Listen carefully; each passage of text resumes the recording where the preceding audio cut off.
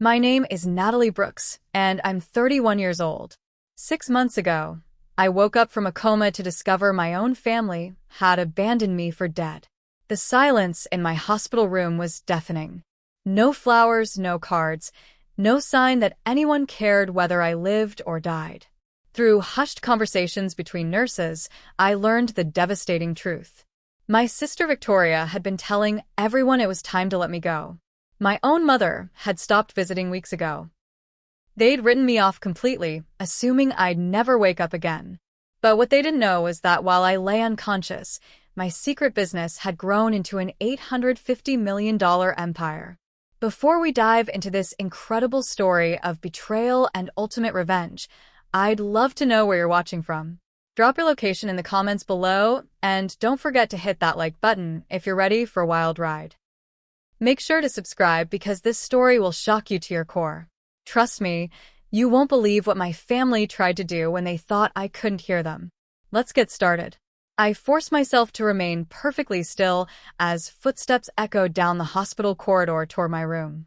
My heart pounded as I recognized the voices growing closer. Victoria's laugh, cold and calculating, sent chills through my body. I had to know what they were really thinking, so I kept my eyes closed and controlled my breathing to appear unconscious. The door creaked open, and I felt their presence surrounding my bed like vultures circling their prey. "Look at her just lying there," Victoria said with disgust in her voice. "It's been 6 months, Mom. The doctors said if she was going to wake up, it would have happened by now." My mother Dorothy's voice was softer, but equally devastating. "I know, honey. Maybe it's time we faced reality. She's not coming back to us." The words hit me like physical blows, but I forced myself to remain motionless. My brother Kenneth joined the conversation from the foot of my bed. "We need to start making practical decisions. The medical bills are piling up, and frankly, we can't afford to keep this going indefinitely." Victoria moved closer to my bedside, and I could smell her expensive perfume. The same perfume I'd bought her for her birthday last year when I still thought she loved me.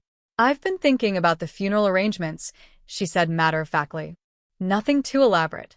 She never liked being the center of attention anyway. We could have a small service and then maybe a nice lunch afterward." The casual way she discussed my death while I lay right there was breathtaking in its cruelty. Kenneth chimed in with practical concerns about my modest apartment and few possessions. "We'll need to clean out her place soon. The landlord has been asking questions."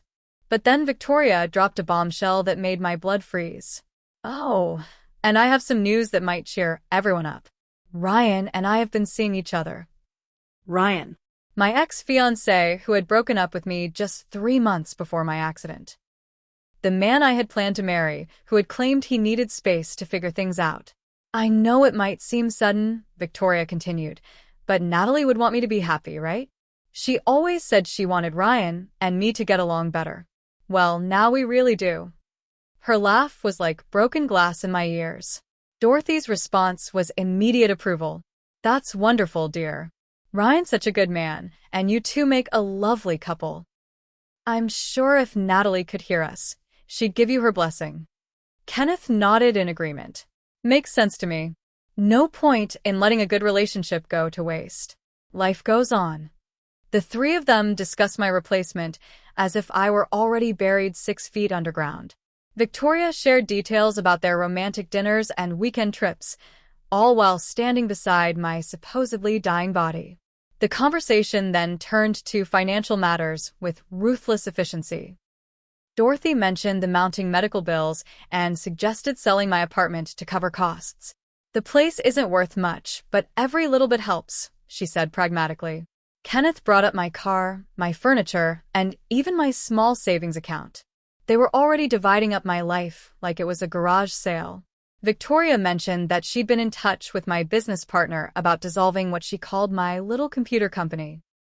She laughed dismissively, saying, "Lucas seemed really upset, but honestly, that whole startup thing was just Natalie playing around with technology. It never made any real money anyway." The most chilling moment came when Kenneth suggested they speak with Dr. Harrison about end-of-life options. His voice dropped to a whisper, but I caught every word. I mean, is there really any point in prolonging this? She's not suffering, exactly, but she's not living either. Maybe the kindest thing would be to let nature take its course. Victoria agreed immediately. I've been thinking the same thing. It seems cruel to keep her trapped like this when there's no hope of recovery. They spent several more minutes discussing the logistics of letting me die, their voices growing more animated as they convinced themselves they were being compassionate. Dorothy worried about the decision but ultimately agreed when Victoria painted a picture of me as a burden on the family's resources and emotions. She wouldn't want to be a vegetable, Victoria said confidently. Natalie was always independent. This isn't what she would have chosen. As they prepared to leave, Victoria leaned down close to my ear. For a moment, I thought she might whisper something loving, some sign that underneath her practical exterior, she still cared about her sister. Instead, she straightened my blanket and said quietly, "Goodbye, Nat. I hope wherever you are in there, you understand that we're doing this out of love." The irony was so thick I nearly choked on it. After they left, promising to return next week with Dr. Harrison to discuss compassionate care options, I lay in the darkness processing what I'd just heard. My own family, the people who were supposed to love me unconditionally, had not only given up on me but were actively planning my death. They'd moved on with their lives, redistributed my possessions, and even my ex-fiancé among themselves. I was nothing more than an inconvenient expense to be eliminated as efficiently as possible. The betrayal cut deeper than any physical pain I'd experienced during my recovery. Once I was certain they were gone, I carefully reached for the small bag of personal items that had been stored in my bedside locker. My hands shook as I found my phone, hidden beneath some clothes Diana had brought weeks ago when she was still the only person visiting me regularly. The screen lit up, showing hundreds of missed calls and messages. My heart nearly stopped when I saw the name that appeared most frequently, Lucas Chen, my business partner, and the only person who knew about the company we'd built together in secret. The messages from Lucas grew increasingly desperate over the months.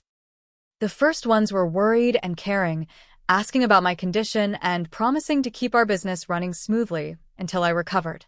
But as weeks passed, the tone shifted to urgent excitement mixed with concern. "Natalie, I don't know if you can read these, but something incredible is happening with NeuroLink. The AI algorithms you developed before the accident have caught the attention of major tech companies. We need to talk as soon as you're able." I scrolled through message after message, watching our small artificial intelligence startup transform into something I'd never imagined possible. Lucas had been fielding calls from Google, Microsoft, Apple, and dozens of other companies interested in acquiring our neural network technology. The software I developed for predicting market trends and analyzing consumer behavior had somehow evolved during my absence, learning and improving itself in ways that had revolutionized the industry. NeuroLink Dynamics, the company I'd started in my spare bedroom 2 years ago, was now valued at $850 million and climbing. Lucas had been desperately trying to maintain control of the company while major corporations circled like sharks, offering astronomical sums for acquisition. He'd been fighting off takeover attempts for weeks, insisting that he couldn't make any major decisions without the company's founder and primary developer. The irony was staggering. While my family discussed selling my old furniture to pay medical bills, I was lying on a fortune that would make me one of the wealthiest women in the country. The little computer company that Victoria had dismissed so carelessly was worth more than most people could earn in 100 lifetimes. I had hidden the business from my family specifically because they'd always mocked my interest in technology, calling it a waste of time, and insisting I should focus on helping with their struggling restaurant chain instead. I remembered the countless family dinners where they'd rolled their eyes at my talk of algorithms and artificial intelligence. Kenneth had called it playing video games for adults, while Victoria insisted I was wasting my college education on fantasy nonsense. Even my mother had pressured me to give up programming and learn restaurant management, saying it was more practical and family-oriented. They'd made me feel ashamed of my passion and talents, so I'd learned to keep my real work secret. The technology breakthrough had come just weeks before my accident. I'd been working 18-hour days, perfecting a neural network that could predict stock market movements with unprecedented accuracy. The system was so sophisticated that it began teaching itself, developing new strategies and approaches that I hadn't even programmed.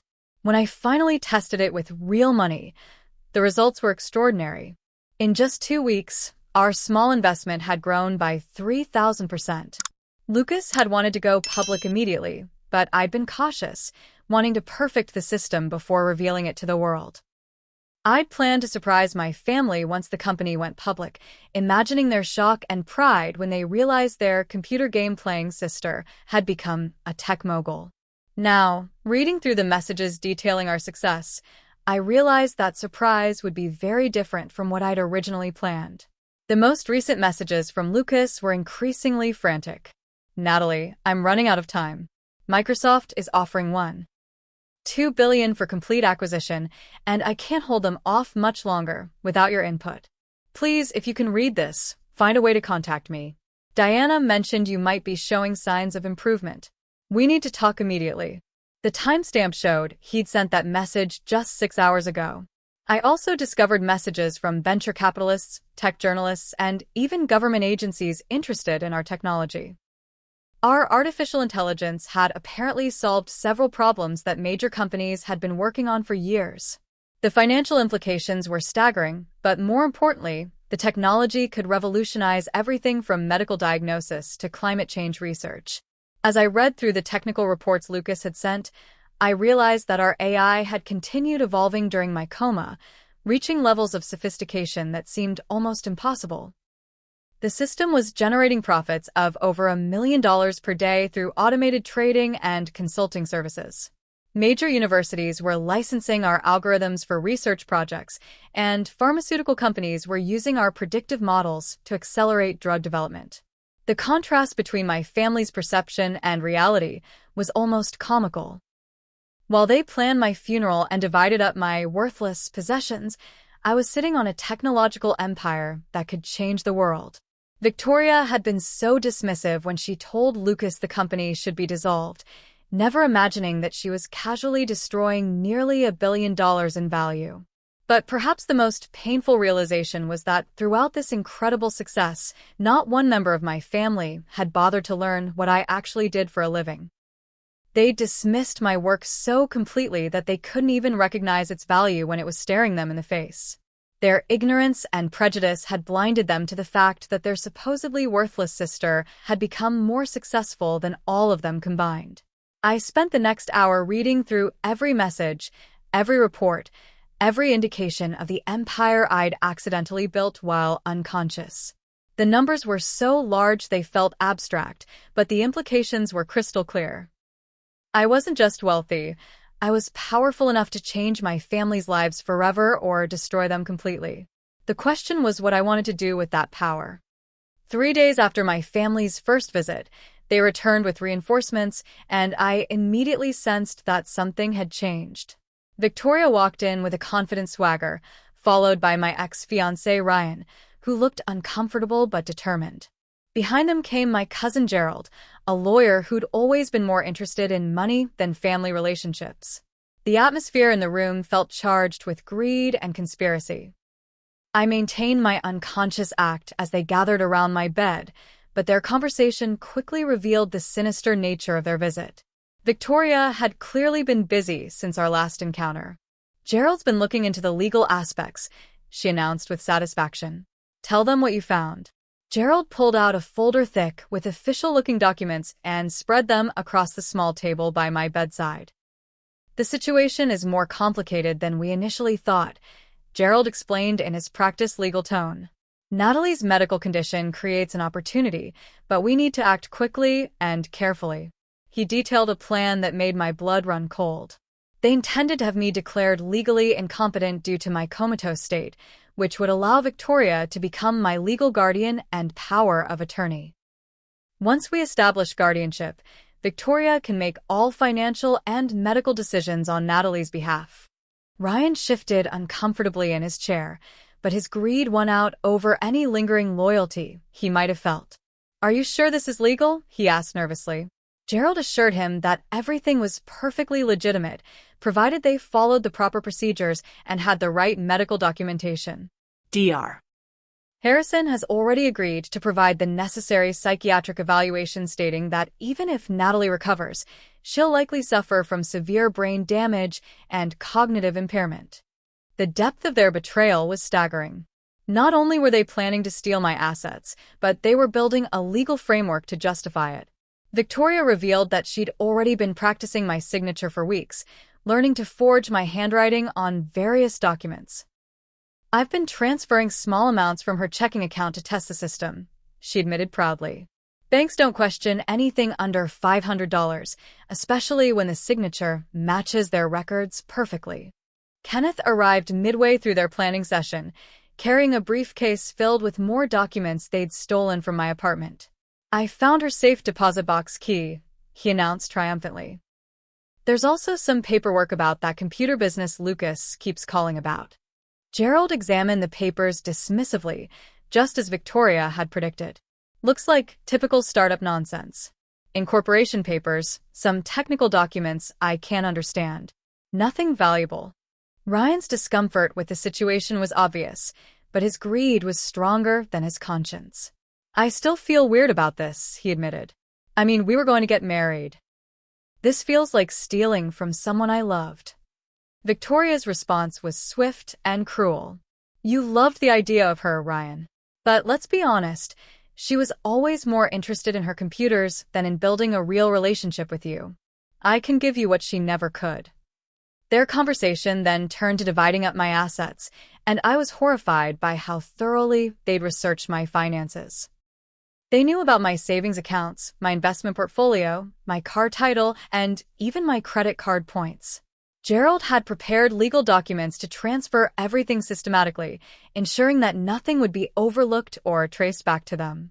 Victoria revealed the most shocking betrayal of all. I took out a life insurance policy on her 3 months ago, she said casually. $200,000, with me as the beneficiary. I told the insurance company I was worried about her mental state after the breakup with Ryan, and they didn't ask too many questions. The revelation hit me like a physical blow. She'd been planning this for months, even before my accident. Kenneth had his own confession to make. I've been using her credit cards for my gambling debts, he admitted sheepishly. But only small amounts, and I always planned to pay her back once she recovered. Now that we know she won't be recovering. His voice trailed off, but the implication was clear. My own brother had been stealing from me while I lay unconscious, and now he was ready to escalate that theft to a massive scale.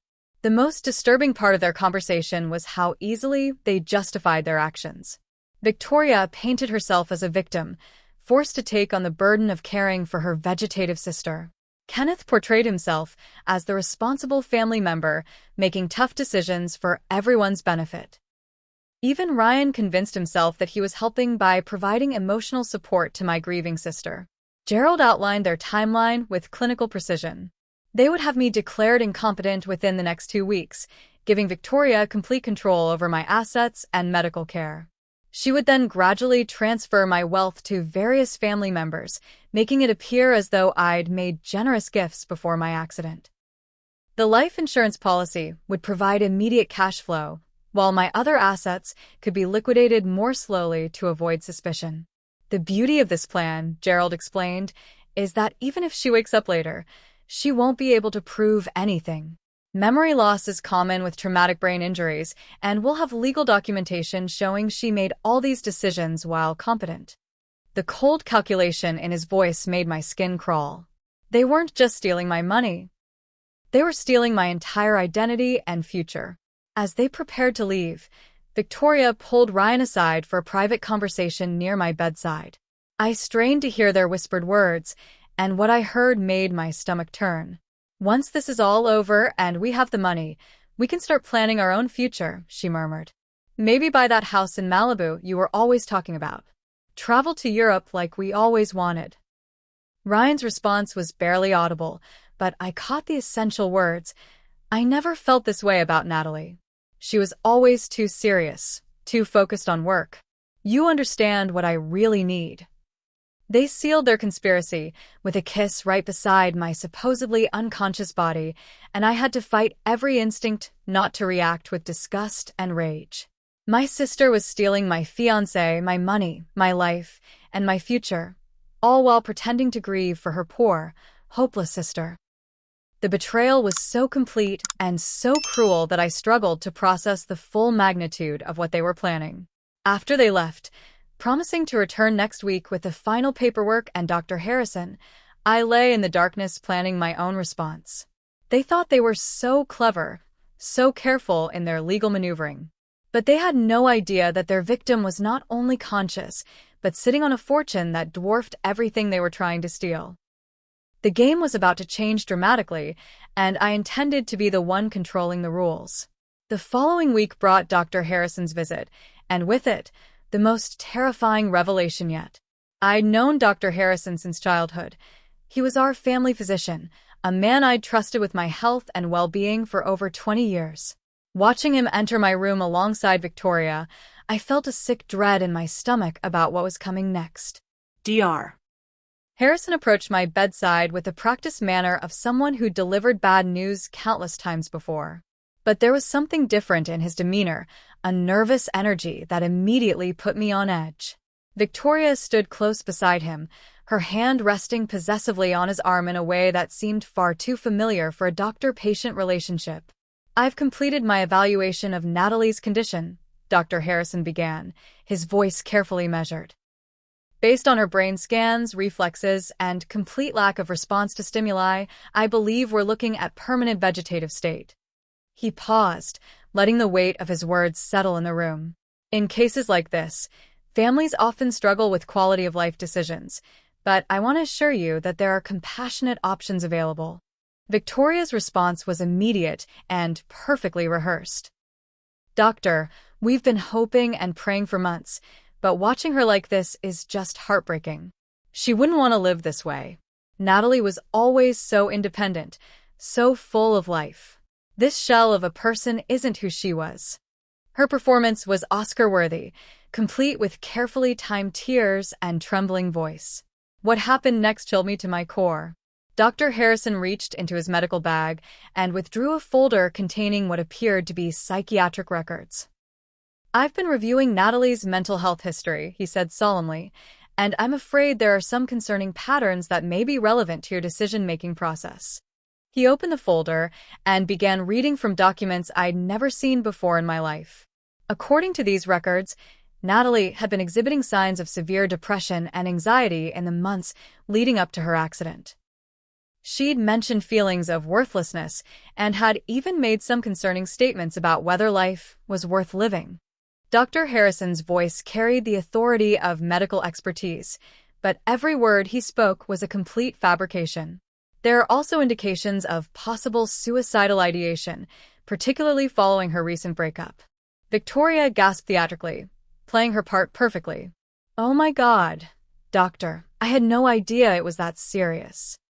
I mean, she seemed sad after Ryan, but I never thought." She let her voice trail off, as if overcome by emotion. Dr. Harrison placed a comforting hand on her shoulder, and I noticed Victoria press against him slightly, confirming my growing suspicion that their relationship had moved beyond professional. Kenneth and Dorothy arrived just as Dr. Harrison was detailing his fictional psychiatric evaluation. Mother looked genuinely distressed by the false mental health diagnosis, while Kenneth seemed more concerned with practical implications. "So what you're saying is that even if she wakes up, she might not be herself anymore?" he asked bluntly. Dr. Harrison nodded gravely. "Brain injuries of this magnitude often result in significant personality changes, cognitive impairment, and, unfortunately, increased risk of depression and self-harm. Given her pre-existing mental health struggles, recovery could actually make her condition worse rather than better." The lies flowed so smoothly from his mouth that I wondered how many other families he'd manipulated with false diagnoses and fabricated medical histories. The conversation then took an even more sinister turn as Dr. Harrison began discussing compassionate end-of-life care. He explained how they could gradually reduce my life support systems in a way that would appear completely natural. "We would simply allow her body to follow its natural course," he said euphemistically. "No extraordinary measures, no artificial prolonging of suffering. It would be peaceful and dignified." Victoria asked pointed questions about the timeline and legal requirements, demonstrating a level of preparation that made my blood freeze. How long would the process take? She wanted to know. And what kind of documentation would we need? Dr. Harrison assured her that everything could be handled discreetly and efficiently, with minimal paperwork and no uncomfortable questions from hospital administration. I realized that Dr. Harrison had crossed the line from medical malpractice into outright conspiracy to commit murder. When Victoria mentioned concerns about potential investigations, he dismissed them confidently. I've handled dozens of similar cases over the years. When families make difficult decisions about irreversibly brain-damaged relatives, the hospital is very understanding. Everyone recognizes that sometimes the kindest thing we can do is let nature take its course. The most chilling moment came when Mother Dorothy, tears streaming down her face, asked if they were making the right decision. Dr. Harrison's response was a masterpiece of manipulation. Mrs. Brooks, in my 30 years of medical practice, I've learned that families who hold onto false hope often suffer the most. Natalie wouldn't want to see you torturing yourselves this way. She was always so thoughtful, so concerned about others' well-being. I believe she would want you to find peace. As they finalized their plans, I caught a brief exchange between Victoria and Dr. Harrison that confirmed my worst suspicions. About our other arrangement, Victoria said quietly, "You'll receive the first payment as soon as the insurance money comes through." Dr. Harrison nodded almost imperceptibly. "I appreciate your understanding about my financial situation. This kind of decision should never be influenced by money, of course, but your assistance has been invaluable." The pieces of the puzzle clicked into place with horrifying clarity. Dr. Harrison was drowning in debt, probably gambling or some other addiction, and Victoria had offered to pay him off in exchange for his cooperation in murdering me. She'd found his weakness and exploited it perfectly, turning my trusted physician into an accomplice in her scheme. They scheduled the procedure for the following Friday afternoon, when the hospital would be operating with reduced weekend staffing. Dr. Harrison explained that he would personally oversee the process, ensuring everything went smoothly and without complications. Victoria expressed her gratitude for his compassion and professionalism, while secretly they both knew they were planning cold-blooded murder. After they left, I lay trembling with rage and terror. Not only was my family planning to steal my fortune and kill me for insurance money, but they'd corrupted my own doctor to help them do it. The web of betrayal extended further than I'd imagined, involving people I'd trusted for years. But they'd made one crucial error in their planning. They still had no idea that their worthless victim was actually worth nearly $1 billion, or that I was awake and recording their every move. The next morning, as soon as the night shift nurses completed their rounds, I carefully retrieved my phone and sent a desperate message to Lucas. "I'm awake and in danger. Family planning to kill me Friday. Need help immediately. Come to hospital, but pretend to be business consultant. Trust no one else." I hit send and prayed that Lucas would understand the urgency, without asking too many questions. His response came within minutes. "On my way. Stay safe. Trust Diana Martinez too. She's been investigating your accident." Diana Martinez. My former college roommate and the only person besides Lucas who'd continued visiting me regularly during my coma. She worked as a private investigator now, and apparently she'd been suspicious about the circumstances surrounding my accident from the beginning. Lucas arrived 2 hours later, disguised in a business suit with a fake consulting company badge that could pass casual inspection. He carried a briefcase filled with legitimate-looking documents about NeuroLink Dynamics, providing cover for his visit. When he entered my room, I opened my eyes just enough to make contact, and I saw relief flood his face when he realized I was truly conscious. "Thank God you're okay," he whispered, positioning himself so that his back was to the door. "Diana and I have been worried sick. We knew something wasn't right about your family's behavior, but we couldn't prove anything." He quickly brought me up to speed on what they'd observed from the outside. Diana had been documenting my family's visits, noting their increasingly callous attitude and suspicious activities around my apartment. Lucas handed me a small device disguised as a hearing aid. Diana got this from a friend in law enforcement, he explained quietly. It's a recording device that can capture conversations from across the room. We need evidence of what they're planning. He also gave me a tiny camera that could be hidden in my bedside flowers, positioned to record anyone standing near my bed. The timing was perfect because Diana arrived 20 minutes later, officially visiting as my concerned friend, but actually here to coordinate our counterattack. She approached my bedside and squeezed my hand gently, her touch conveying years of friendship and loyalty. I've been investigating your family's finances, she whispered, pretending to adjust my blankets. Victoria took out that life insurance policy. Kenneth has gambling debts exceeding $50,000, and your mother remortgaged her house to invest in a restaurant venture that failed 6 months ago. Diana's investigation had uncovered the financial pressures driving my family's desperation. They weren't just greedy. They were drowning in debt and saw my death as their salvation. Victoria's been dating your ex-fiancé since 3 weeks after your accident, Diana continued. They've been apartment hunting in expensive neighborhoods, clearly planning to upgrade their lifestyle with your insurance money. But Diana had discovered something even more damning. I followed Dr. Harrison last weekend, she reported. He spent 6 hours at an underground poker game, lost approximately $15,000, and had what appeared to be a very unpleasant conversation with some dangerous-looking individuals about repayment schedules. Our trusted family physician was apparently in debt to loan sharks, making him desperate enough to participate in murder for money. Lucas provided updates on our company's explosive growth. Microsoft's latest offer is now $1.5 billion, he said incredulously.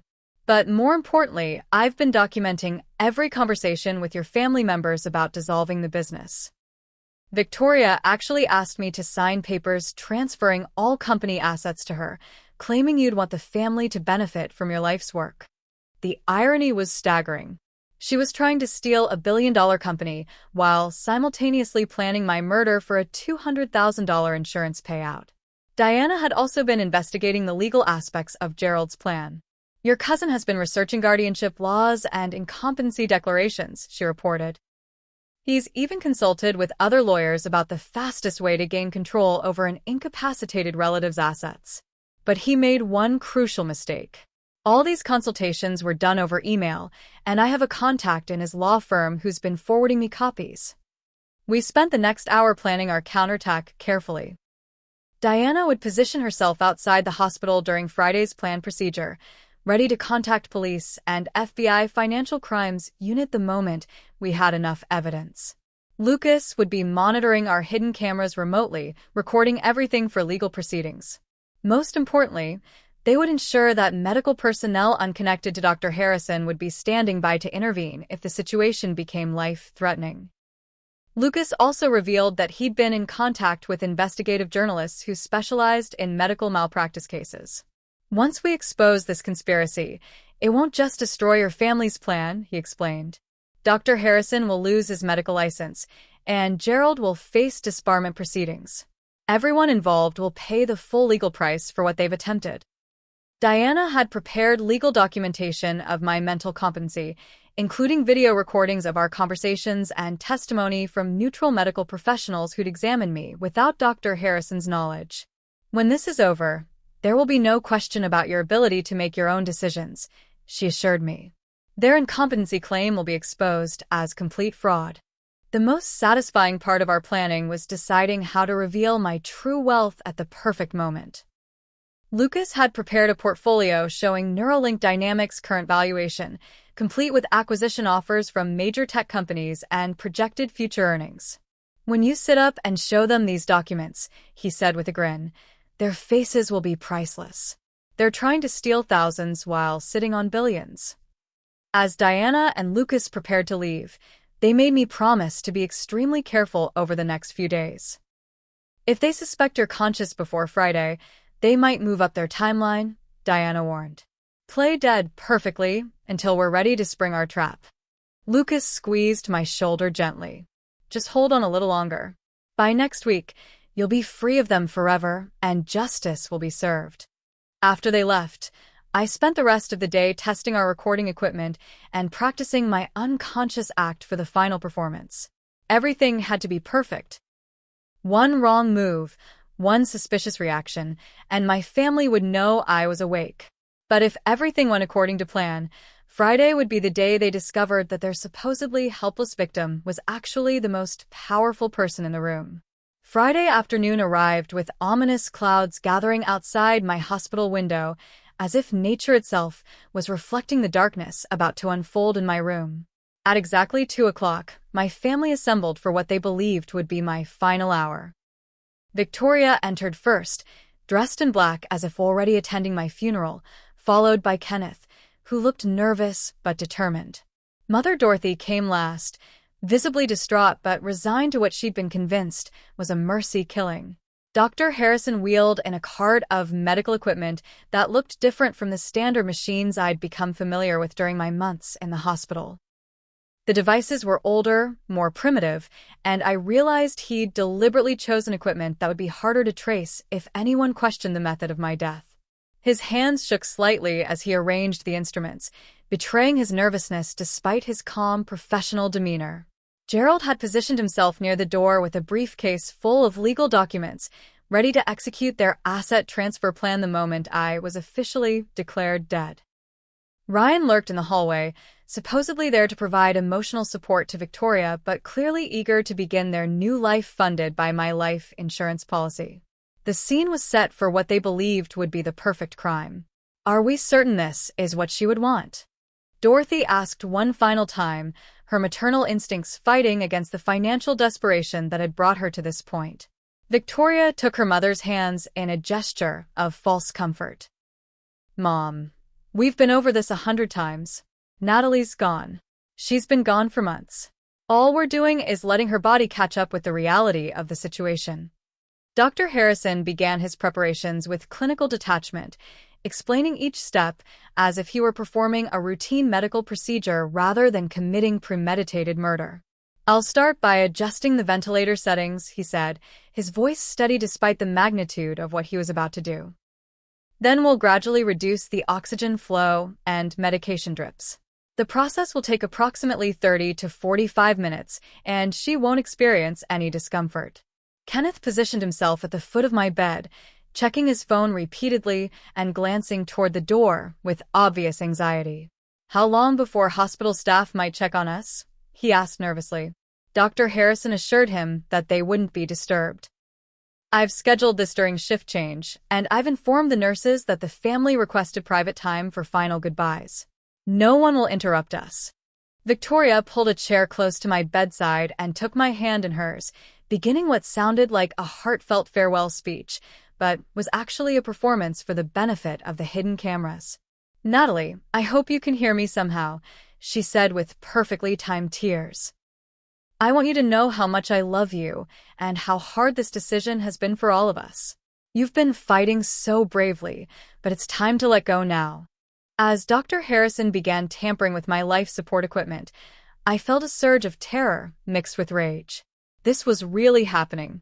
My own family was actually going through with cold-blooded murder, and only my hidden recording devices stood between me and death. I forced myself to remain perfectly still, trusting that Diana and Lucas were monitoring everything and would intervene before it was too late. The ventilator's rhythm began to change as Dr. Harrison made his adjustments, and I could feel my oxygen levels starting to decrease. My heart rate accelerated involuntarily, but the family interpreted this as natural death processes beginning. Her body knows, Victoria said softly. She's starting to let go. Dr. Harrison frowned at the monitoring equipment, clearly concerned that my vital signs were too strong for someone actually dying. Something's not right, he murmured, checking the machines more carefully. Her heart rate and brain activity are showing unusual patterns for someone in a vegetative state. Kenneth moved closer, panic creeping into his voice. What does that mean? Is she waking up? Dr. Harrison shook his head, but his confidence was obviously shaken. Impossible. But these readings are definitely abnormal. Victoria's mask of grief began to slip as practical concerns took over. Can you speed this up? She asked urgently. What if someone comes in and sees these readings? Dr. Harrison hesitated, clearly uncomfortable with the increasingly obvious nature of what they were doing. I could administer something to accelerate the process, but that would leave traces in an autopsy. The conversation took an even more sinister turn as Gerald joined the discussion about covering their tracks. There won't be an autopsy if everything looks natural, he pointed out. But if anyone suspects something, we need to make sure there's no evidence. Dr. Harrison reached into his bag and withdrew a syringe filled with clear liquid. This would work quickly and break down in the system within hours. Kenneth's nerves finally got the better of him. "This is insane," he burst out. "We're talking about injecting her with poison. That's not mercy killing, that's murder." Victoria rounded on him immediately, her true nature finally showing through completely. "It's too late for second thoughts now, Kenny. We're all in this together. If you back out now, we all go down." Dr. Harrison prepared the injection with shaking hands while Dorothy stood frozen in horror at what her family had become. "Maybe we should stop," she whispered. "This doesn't feel right anymore." But Victoria was past the point of no return. "She's going to die anyway, Mom. The only question is whether we're smart enough to benefit from it or stupid enough to let this opportunity slip away." As Dr. Harrison approached my foreline with the lethal injection, I made the split-second decision that I couldn't wait any longer for rescue. My life was literally seconds away from ending, and I had to act immediately. I opened my eyes wide, sat up abruptly, and grabbed the syringe from his startled hands. "What the hell do you think you're doing?" I shouted at the top of my lungs, my voice strong and clear after months of silence. The reaction was instantaneous and spectacular. Victoria screamed and fell backward off her chair. Kenneth stumbled into the wall, knocking over a water pitcher. Dorothy gasped and clutched her chest. Dr. Harrison went white as a sheet and nearly collapsed. "Surprised to see me awake?" I continued, my voice dripping with rage and contempt. "I've been conscious for weeks, listening to every word of your murder plot. Did you really think you could kill me for insurance money and get away with it?" Victoria tried to stammer an explanation, but I cut her off immediately. "Save your lies, Victoria. I heard everything. The forged signatures, the fake psychiatric records, the life insurance fraud. All of it." I held up my phone, which had been recording everything. Every conversation, every conspiracy, every plan to steal my life and my money. It's all documented. The family stared in stunned silence as the magnitude of their exposure sank in. The door burst open as Diana entered with 2 police officers and an FBI financial crimes agent, their timing perfect as they'd been monitoring our hidden cameras from the parking lot. "FBI, nobody move," Agent Thompson announced, immediately taking control of the scene. "Dr. Harrison, step away from the patient and put your hands where I can see them." The chaos in the room was absolute as law enforcement took control of the situation. Victoria tried to rush toward me. Whether to attack me or beg for forgiveness, I couldn't tell, but Officer Martinez intercepted her immediately. "Ma'am, step back and keep your hands visible," he commanded, his voice cutting through her hysteria. Kenneth remained pressed against the wall, his face pale with shock and terror. "This is impossible," Victoria kept repeating, her voice rising to a near shriek. "She's been in a coma for 6 months. She can't be awake. This has to be some kind of mistake." Agent Thompson moved efficiently around the room, securing the murder weapon and medical equipment while reading everyone their rights. Dr. Harrison stood frozen by my bedside, the syringe still in his trembling hand. I sat up fully in the hospital bed, my voice strong and clear despite months of disuse. "There's no mistake, Victoria. I've been awake and recording your conversations for weeks. Every word, every plan, every detail of your conspiracy to murder me." I reached into my bedside table and pulled out a small recording device. "This contains hours of audio proving that you plan to kill me for a $200,000 insurance payout." Gerald tried to assert his legal expertise, stammering about rights and procedures, but Agent Thompson cut him off immediately. "Sir, you're being arrested for conspiracy to commit murder and fraud. You can explain your legal theories to your own attorney.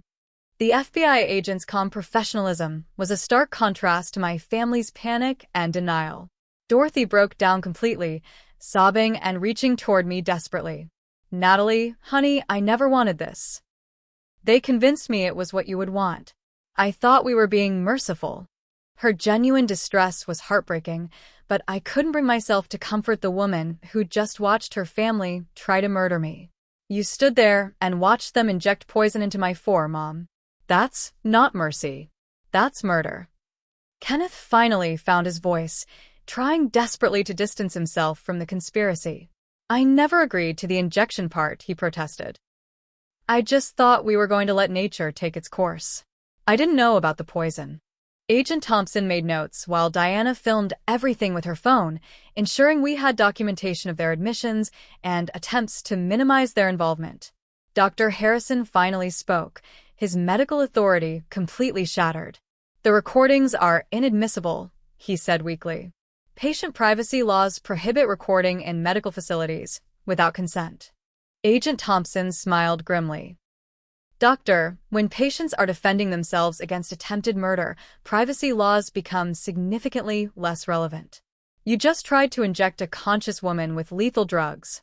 I don't think medical ethics are your strongest legal argument. But the biggest shock was yet to come. Lucas appeared in the doorway carrying a briefcase and flanked by 2 more FBI agents. Sorry I'm late, he said, his voice carrying a note of satisfaction. I was busy getting federal warrants for financial crimes investigation. He entered the room and moved to stand beside my bed, his presence providing comfort and support in the midst of the chaos. Before we finish arresting everyone, I announced, my voice gaining strength with each word, there's something important you all need to know about my worthless life that you were so eager to end. I nodded to Lucas, who opened his briefcase and pulled out a thick portfolio of documents. Victoria, you've been trying to steal what you thought were my modest savings and dissolve my little computer company. You have no idea what you were actually attempting to destroy. Lucas spread the documents across my hospital bed table, where everyone could see them. Ladies and gentlemen, meet Natalie Brooks, founder and CEO of NeuroLink Dynamics, currently valued at $850 million and climbing. The silence in the room was deafening as my family processed this information. Victoria's face went through a series of expressions from confusion to disbelief to dawning horror. That's impossible, she whispered. You worked on computers in your spare time. It was just a hobby. Lucas pulled out additional documents showing acquisition offers from major tech companies. Microsoft's current offer is $1.5 billion. Google and Apple are both preparing competing bids. Your sister isn't just wealthy, she's one of the most successful entrepreneurs in the country. Kenneth's knees buckled as he realized the magnitude of what they'd almost destroyed. $850 million, he repeated numbly. But we thought the apartment, the old car, you lived like you had no money. I laughed bitterly at his confusion. I lived modestly because I didn't want my money to change my relationships with family. I wanted to know who loved me for myself, not for what I could give them. Well, now I know. Gerald's legal mind was working frantically, trying to process the implications. If you're worth that much money, why didn't you tell us? Why let us think you were struggling financially? My response was ice cold. Because I wanted to see who you really were when you thought there was nothing to gain from loving me. Congratulations. You've shown me exactly who you are. Victoria broke down completely as the full scope of their catastrophic mistake became clear. We didn't know, she sobbed. If we'd known you were successful, we never would have. We thought we were just taking a few $1,000s from someone who couldn't use it anyway. Her pathetic attempt at justification only made me angrier. You thought it was acceptable to murder me for a few $1,000s? I asked incredulously. How does my net worth change the fact that you planned to inject poison into my veins? Agent Thompson was taking detailed notes of every admission, every attempt at justification, every revelation of their true motivations. Lucas provided the final devastating blow to their hopes. The attempted murder and fraud charges are federal crimes because of the interstate nature of the financial conspiracy, he explained. But more importantly, Your actions nearly destroyed a company that employs over 300 people and provides critical technology for medical research, climate change studies, and economic forecasting. This isn't just personal crime, it's potential technological terrorism. Ryan chose that moment to appear in the doorway, drawn by the commotion and clearly hoping to salvage something from the disaster. Victoria, what's happening? Why are there police everywhere? His timing was perfect for completing the circle of betrayal. I looked at the man I'd once planned to marry and felt nothing but contempt. Ryan, meet the woman you thought you were going to start a new life with using my insurance money, I said with bitter satisfaction. Unfortunately for both of you, your victim turned out to be worth slightly more than you calculated. About $850 million more. The color drained from his face as he realized his role in the conspiracy was about to be exposed to federal agents. As the handcuffs clicked into place on Victoria's wrists, she made one final desperate plea. Natalie, please. We're family. You can't let them arrest your own sister. I looked into her eyes, seeing none of the love and loyalty I'd once believed existed there. Family doesn't try to murder each other for insurance money, Victoria. Family doesn't forge signatures and steal identities. You stopped being my family the moment you decided my life was worth less than your greed. The arrests were swift and thorough. Victoria, Kenneth, Dr. Harrison, Gerald, and Ryan were all taken into custody within the hour, charged with conspiracy to commit murder, fraud, medical malpractice, and a host of other federal and state crimes. As they were led away in handcuffs, their desperate pleas and protestations echoed through the hospital corridors, but I felt no sympathy for any of them. Agent Thompson explained the legal process as medical staff worked to restore my proper care and monitoring systems. Given the severity of the charges and the amount of evidence we have, including recordings and financial documents, I expect most of them will accept plea bargains to avoid life sentences, he said. Dr. Harrison will definitely lose his medical license, and Gerald will face disbarment proceedings in addition to criminal charges. Within 24 hours, local news stations had picked up the story, and within 48 hours, it had gone national. Tech billionaire survives family murder plot dominated headlines across the country. News crews gathered outside the hospital, seeking interviews and statements about what media outlets were calling the Coma heiress case. The irony wasn't lost on anyone. My family had tried to kill me for a modest life insurance payout while I was actually sitting on one of the largest tech fortunes in the country. Financial analysts estimated that if my company went public, I could become one of the 20 wealthiest women in America. The very people who dismiss my work as worthless computer games had nearly destroyed a technological empire worth over $1 billion. Lucas handled most of the media requests, while I focused on my physical recovery and legal proceedings. The publicity actually benefited NeuroLink Dynamics tremendously. Our artificial intelligence technology gained national attention, and acquisition offers poured in from companies around the world. Microsoft increased their bid to $1.8 billion, while Google and Apple entered into a bidding war that pushed our valuation even higher. Victoria hired the best criminal defense attorney money could buy, funded by a loan from friends who still believed her version of events. Her lawyer attempted to argue that she'd been acting out of grief and genuine belief that I was suffering, but the recorded conversations destroyed any possibility of claiming good intentions. Her own words, captured in crystal-clear audio, revealed the cold calculation behind every aspect of their murder plot. Kenneth tried to cooperate with prosecutors in exchange for a reduced sentence, providing detailed information about the forgery scheme, the insurance fraud, and Dr. Harrison's gambling debts. His testimony revealed that Victoria had been planning some version of this crime for over a year, gradually building the legal framework and financial incentives that would make my death profitable for the family. Dr. Harrison's fall from grace was particularly spectacular.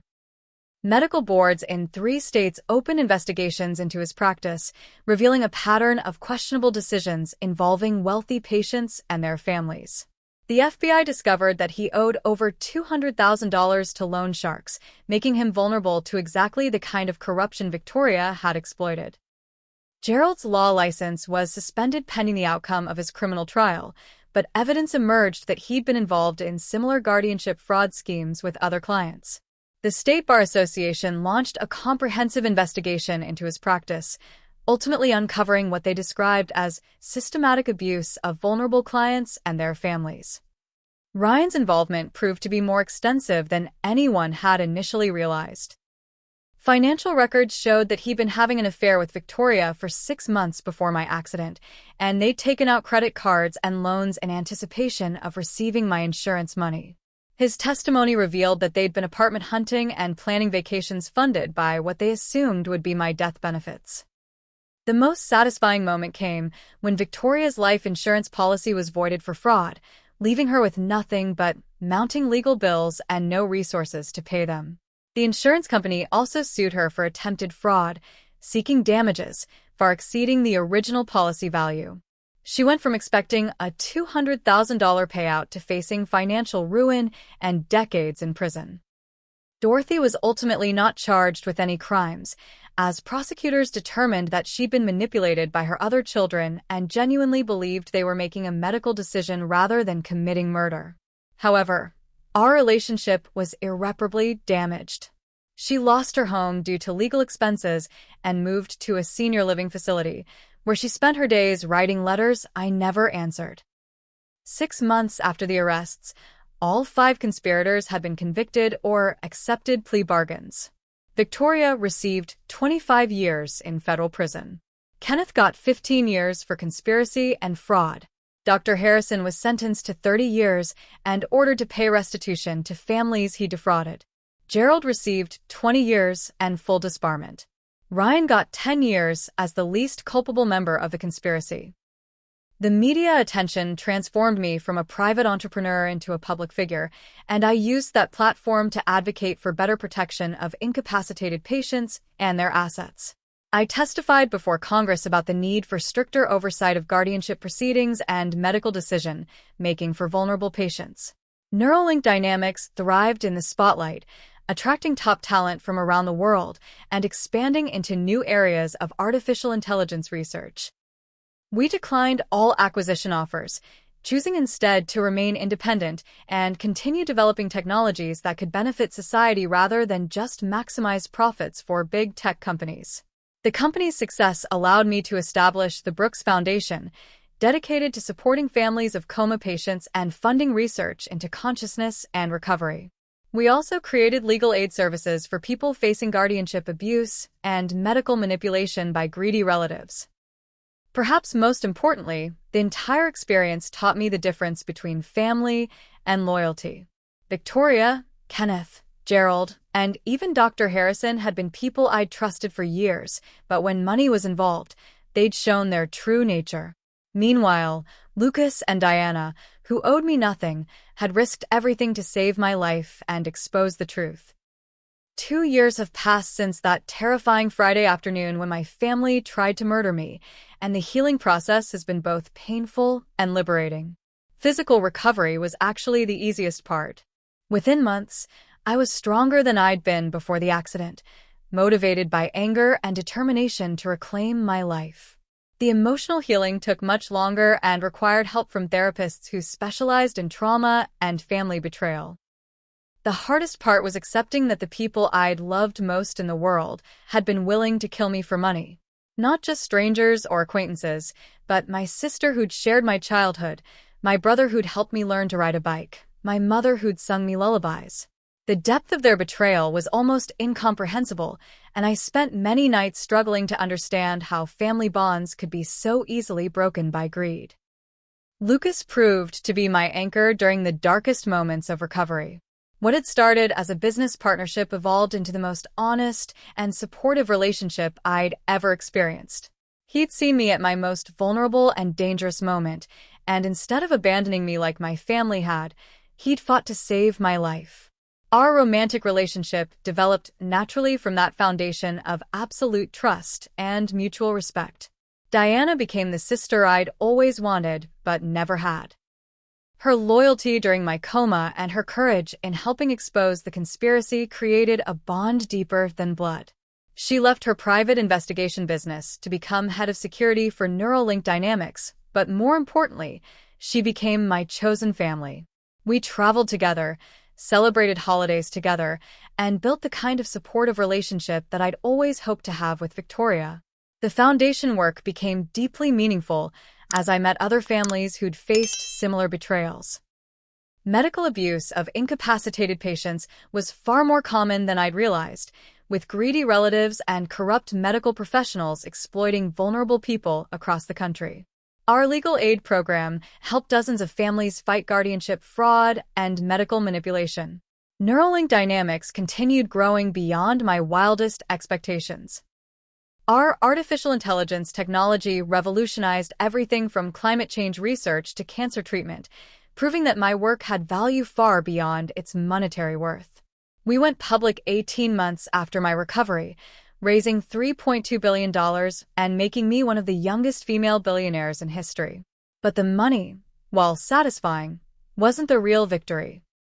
The real victory was discovering who truly cared about me and building authentic relationships based on love rather than financial opportunity. Lucas, Diana, and the team at NeuroLink became my real family, chosen rather than born, earned through loyalty rather than inherited through genetics. I never spoke to Victoria again after her sentencing, despite her dozens of letters from prison begging for forgiveness and reconciliation. Her words were hollow apologies mixed with hints that she still expected me to support her financially when she was released. Even facing decades in prison, she couldn't understand that our relationship had ended the moment she decided my life was worth less than her comfort. Kenneth's wife divorced him and moved across the country with their children, wanting nothing to do with the scandal and shame. He wrote occasionally, usually when he needed money for commissary or legal appeals, but I never responded. His letters showed no real understanding of what he'd done wrong, only regret that he'd been caught and punished.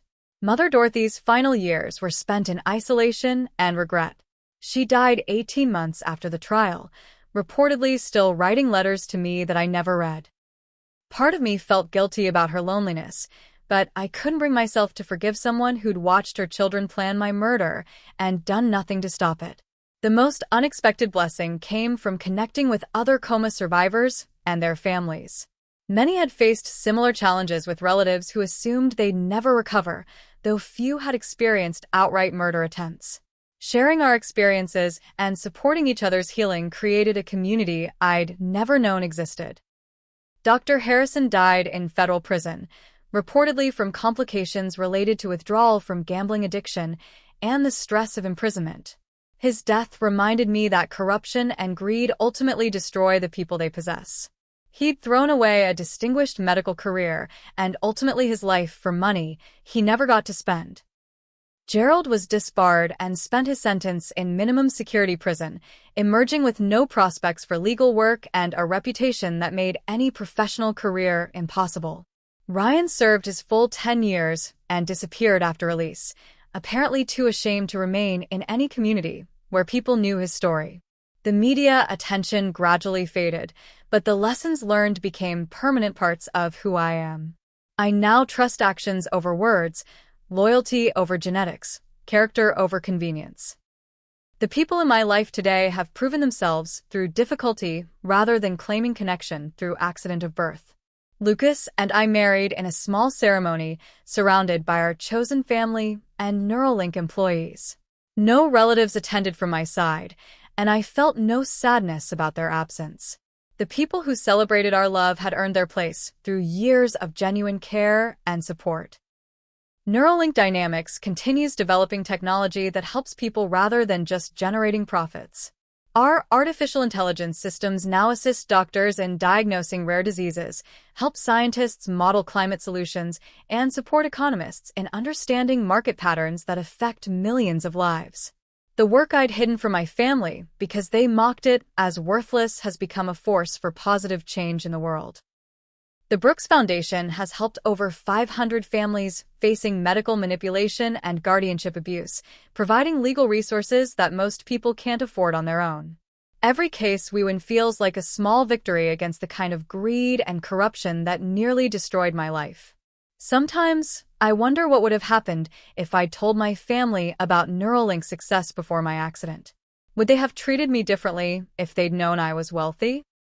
The question is pointless because their behavior revealed their true character. They saw me as worthless and disposable when they thought I had nothing to offer them. That tells me everything I need to know about who they really were. The experience taught me that sometimes the most painful losses lead to the most important discoveries. Losing my birth family was devastating, but it opened my eyes to the difference between people who claim to love you and people who actually do. It forced me to build relationships based on mutual respect and genuine care rather than obligation and expectation. Today, I'm surrounded by people who chose to be in my life and proved their commitment through actions rather than words. Lucas, Diana, and our extended family of friends and colleagues create the kind of supportive environment I'd always wanted but never had. We celebrate each other's successes, support each other through difficulties, and maintain the kind of honest communication that prevents resentment and betrayal. The irony isn't lost on me that my family's attempt to steal my modest savings ended up costing them access to a billion-dollar fortune and decades of their freedom. Their greed blinded them to what was actually valuable, and their betrayal freed me from relationships that were ultimately toxic and destructive. What questions do you have about family loyalty and trust? Have you ever discovered that people you loved weren't who you thought they were? Share your thoughts in the comments below, and don't forget to like this video if it made you think about the difference between people who claim to care about you and people who actually prove it through their actions. Subscribe for more stories about overcoming betrayal and building authentic relationships, and share this with anyone who needs to understand that sometimes the family you choose is stronger than the family you're born into. Thank you for listening to my story, and remember that your worth isn't determined by how others treat you, especially when they think you have nothing to offer them. The people who love you for who you are, not what you can give them, are the ones worth keeping in your life. Sometimes you have to lose everything to discover what's truly worth having, and I wouldn't trade my chosen family for all the money in the world.